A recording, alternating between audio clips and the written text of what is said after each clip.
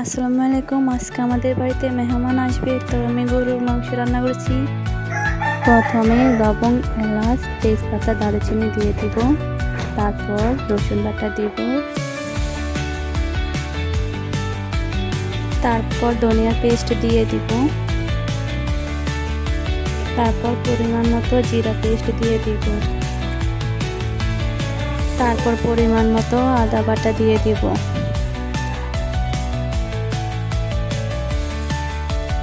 তারপর পরিমাণ মতো সরিষার তেল দিয়ে দিব।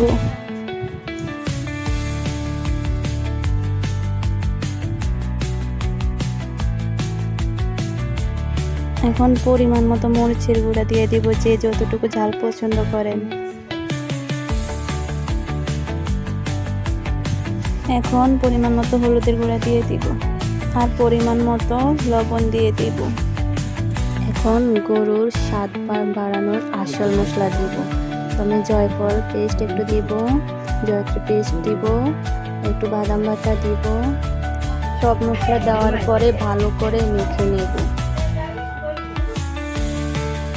তারপর চুলায় বসিয়ে দিয়ে এভাবে নাড়তে থাকবো যেন নিচে লেগে না যায়। তারপর ভালোভাবে মাখামাখা হয়ে নিলে চুলা থেকে নামিয়ে নেব।